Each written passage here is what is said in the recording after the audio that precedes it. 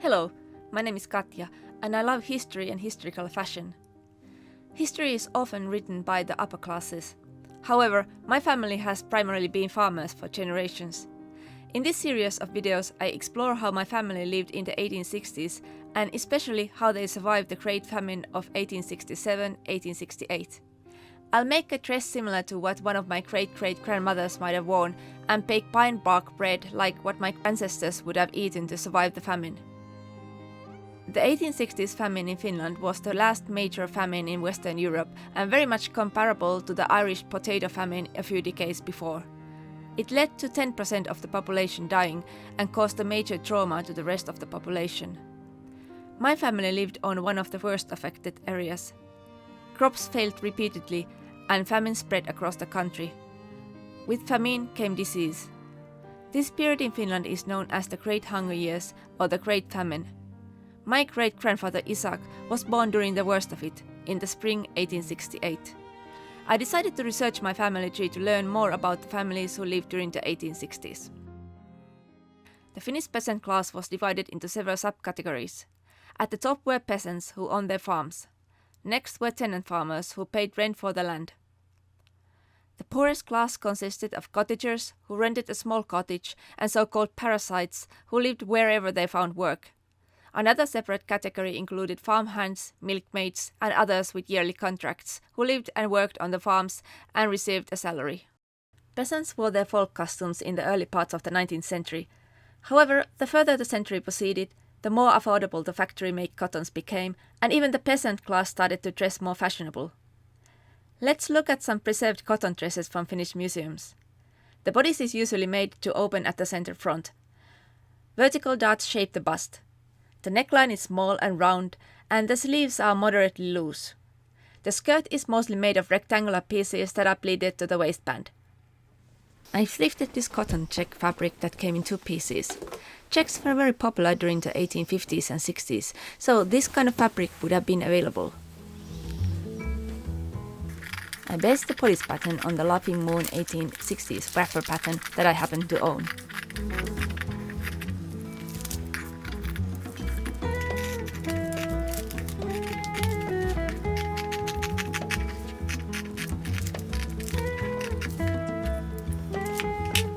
I lined the dress with this blue cotton chambray, mainly because I have so much of this fabric.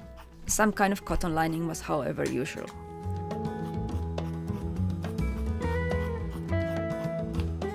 I marked the darts and then basted around them to keep the two fabrics together.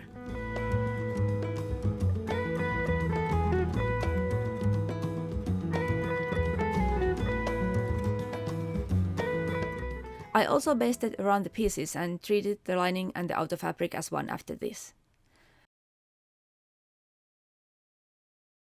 On my mother's side, my family were mostly farm owners, but my father's side has a more varied background with some fascinating stories. So, I decided to view the famine through the lens of my father's family. I built my family tree and identified 6 families who lived during the Great Famine. The old church records on which this family tree is based on recorded all the names in their Swedish form. I have kept the names in their Swedish forms here and omitted surnames for simplicity. So, here is my dad and my grandpa and grandma. When we add their parents, we get the first survivor of the famine, my great-grandfather Isaac, who was born in 1868. All my other great-grandparents were born much later. Isaac's parents were Henrik and Lisa, who were born in 1817 and 1830. Isaac married Selma, whose parents were Olof and Maria, both born in 1840. Now moving on to my grandmother's side, we have Paul and Anna. They were born several years after the famine. Paul's parents Henrik and Maria would have been 3 and 6 years old, so we need to include their parents too.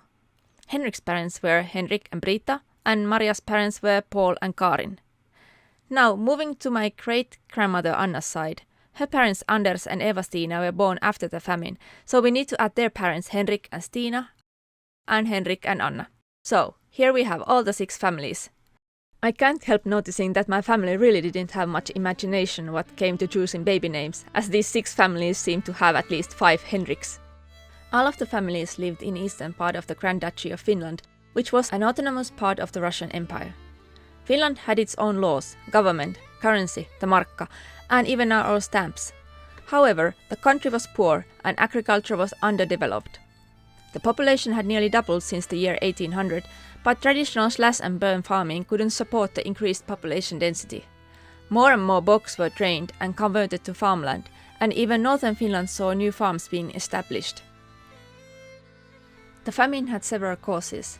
Although the Industrial Revolution had begun in cities, most people still worked in agriculture. Finnish farms depended primarily on two crops, rye and barley. Rye was sown in the autumn and barley in the spring, allowing farmers to sow more barley if the rye crop had wintered poorly. Oats were mainly grown for animals, and wheat could only be cultivated in southern Finland.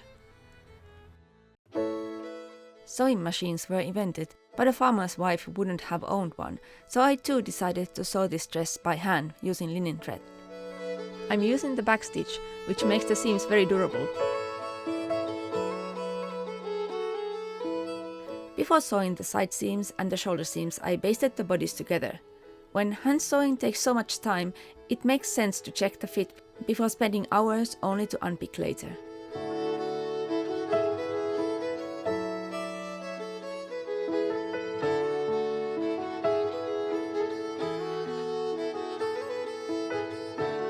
This bodice seems to fit well. Notice that I do not need corset to test the fit here. This is because lower class women didn't wear corsets in Finland.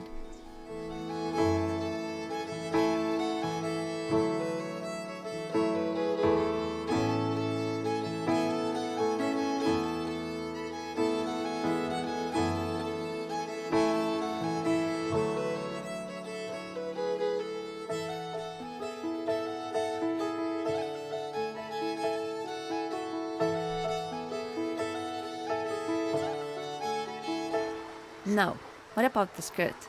I cut two large rectangles and now need to sew the sides together, leaving little room for pockets.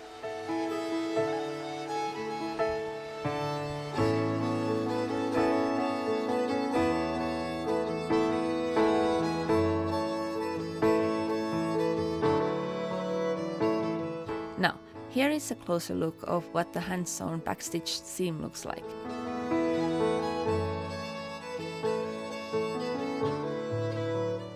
I sewed some gathering threads to half of the skirt and cartridge pleated it to the back bodice. The front piece gets pleated to get a little flatter silhouette at the front.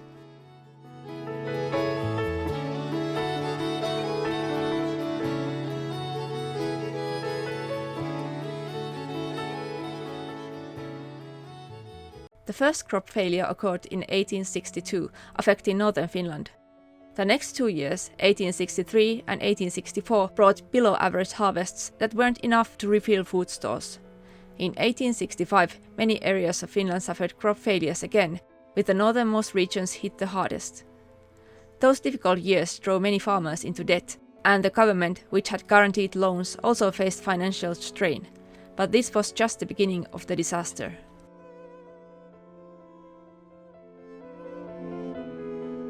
Summer of 1866 was very rainy, and the smaller than average harvest was no surprise.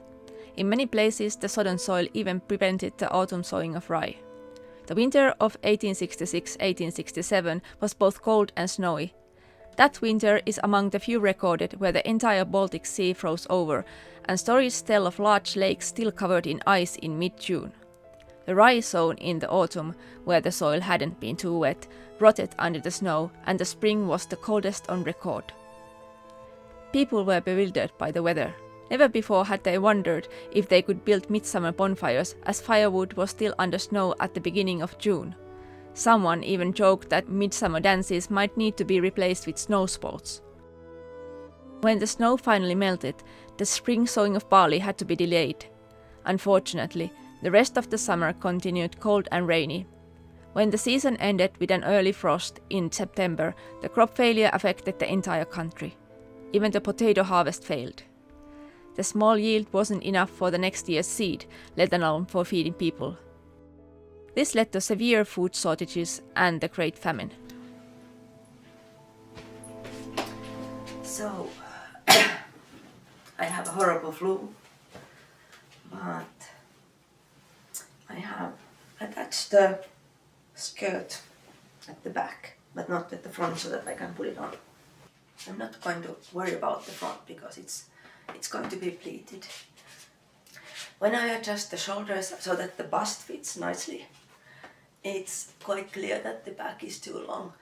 So I will rip out this seam and lift this like 2 centimeters or so, and it will look better. And then I'm going to pleat this front part, something like this. And I'm going to cut a slit in the middle so that I can open the skirt at the front. This is going to be hidden later underneath the pleat, and also because I'm going to wear an apron.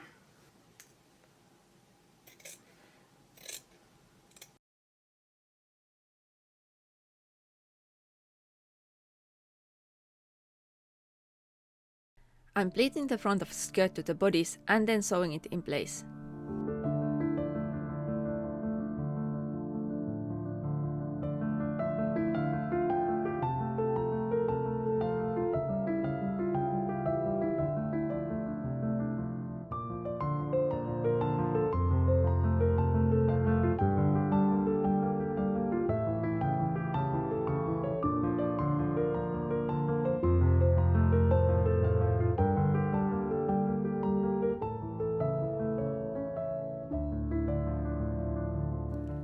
Now I can tackle the sleeves.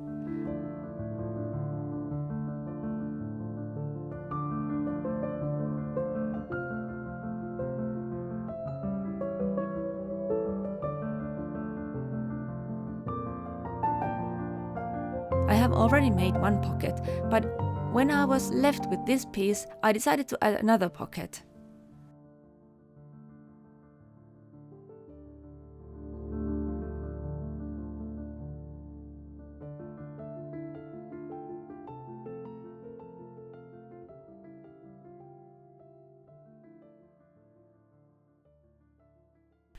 As winter progressed, finding food became increasingly difficult. Reports from one poorhouse describe bread consisting of 20% rye and 80% straw, with 1-inch-long pieces of straw in it. Pine bark bread was consumed in all but the wealthiest households. With famine came disease. Beggar caravans moved from house to house, spreading illnesses that easily affected starving people. Typhus and dysentery were often recorded as causes of death, though starvation was the underlying reason, and the undeveloped diagnostics meant that the name typhus was used to describe several different illnesses. In the worst affected areas, the death toll reached up to 20%. The government and municipalities tried to help by setting up workrooms and building projects to offer work, and thus food, for the poor. However, these projects failed as participants quickly succumbed to disease. The few hospitals were overcrowded, and the country's 112 doctors had no means of helping. Tragically, 10% of the doctors died in their attempt to aid the sick.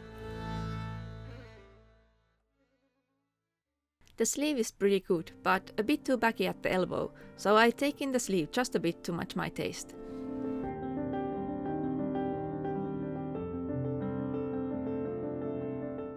Now I can attach the sleeves.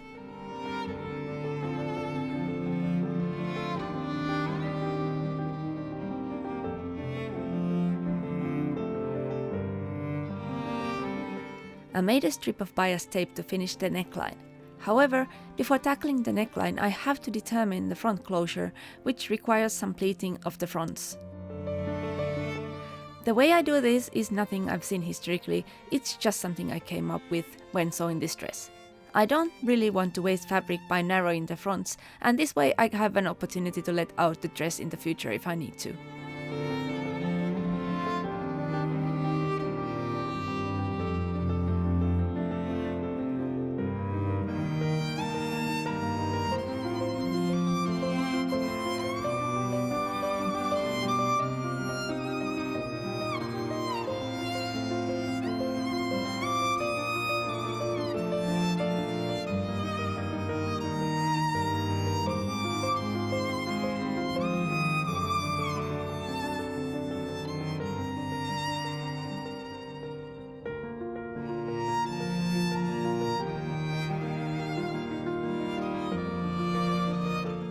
At this point I noticed that I didn't have the one of the sleeve-facing pieces. Either I had lost it or then I had never cut it in the first place. Luckily, I had some scraps that I could use if I only settled for slightly narrower facings. Now, there are only the hems to sew.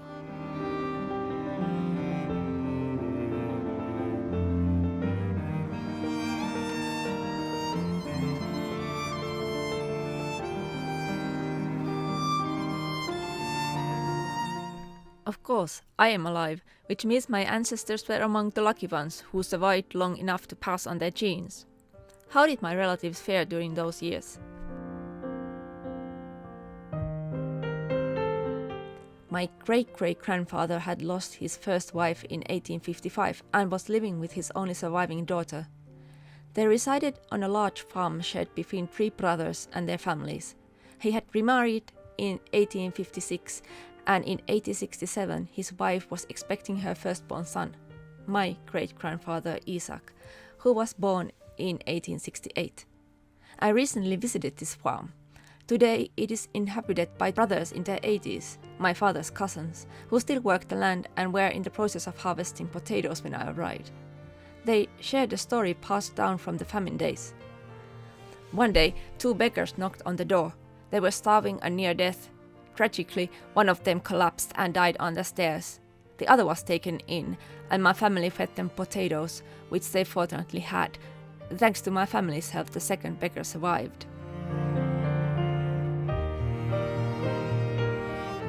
The second family was relatively new, as Olof and Maria married in 1867. They rented a cottage in Kiihtelysvaara and worked as farmhands. Finding both work and food must have been challenging, but Olof and Maria were young and childless. As a new household, they likely had plans to survive the winter with only a half a year's crops, which made them more prepared. The third family consisted of Henrik and Britta, who had 2 small children. Their third child was born in 1867. Henrik and Britta owned a farm, and the whole family survived the famine, although the third child died at a young age. The fourth family faced severe hardships. Paul and Karin owned a farm and had 3 older children and a baby born in 1867. It is unclear how much of the harvest they managed to save in 1867, but Karin succumbed to typhus on March 5, 1868. Later that month, their 11-month-old baby Johan also died. My great-great-grandmother Maria was only 7 years old when her mother died, but her father Paul couldn't mourn for long. The farm and children needed a woman in the house, so he remarried later that year. Unfortunately, theirs wasn't the only family to suffer like this. During the Great Famine, Henrik and Stina weren't yet married. Instead, Stina was married to Johan, and they owned a farm where they lived with their one surviving child, having lost their firstborn for smallpox in 1865. In March 1867, Stina was pregnant with her third child when Johan died of high fever. In August, Stina's 2-year-old child died of a fever-related illness. Stina, now a widow who had buried 2 of her children, gave birth in October. She survived and married my great-great-great-grandfather Henrik in 1869, going on to have 9 more children. Finally, we have a happier story. Henrik and Anna married in 1865 and their first child was born in 1866. Henrik's father was a tenant farmer and Anna was a smith's daughter. They initially lived on the same farm as Henrik's father and later rented their own. After the famine, they managed to save enough money to buy their own farm, where my great-great-grandmother Eva Stina was born in 1873. Were people outside Finland aware of the disaster? Yes. The newspapers around the world wrote about the desperation. Dead people were laying in the sides of the roads, villages were emptying and the typhus was raging. People were eating sawdust, moss and bark to stay alive. Abbeville Press writes about the horrible situation in one hospital where men, women and children lie sick together with corpses with no medical assistance for the physician who attended them and died of typhus. Often the news came late. Even this long article was published in August, long after the worst had passed. The death rate increased as winter wore on, peaking in May 1868. Kiihtelysvaara's records show an increasing number of entries marked hunger. Most of those who starved to death were children. The statistics from another municipality nearby show the population change, the number of births minus deaths for 1868, where the famine is visible as a large downward plunge in the data. Eno, where many of my father's ancestors lived, was one of the worst municipalities affected by this disaster. Only in 3 other municipalities the disaster claimed more victims per capita. In Parkano, almost a quarter of the population died, and Ullava and Reisjärvi came close. In Eno, every 5th person was lost. Finland's population at the time was slightly less than 2 million, and the Great Famine claimed approximately 10% of the entire population. As the storages emptied, people's attitudes towards beggars hardened. There simply was nothing to give. The winter conditions made food imports difficult, but some monetary help arrived. This photo was taken in Tampere, where Master Pilkington from Finlayson Cotton Mills arranged a food distribution for 100 poor people with the monetary help collected in England. By the spring, most of the population were eating what was left and substituting expensive rye flour with pine bark, straw, and whatever they could find.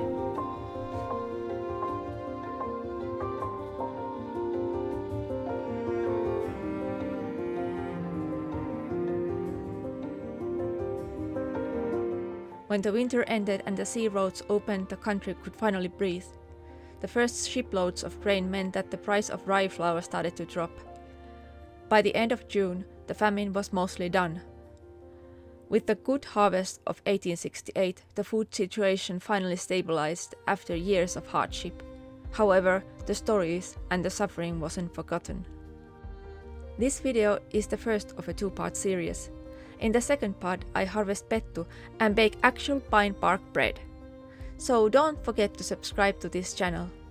Thank you for watching. Bye!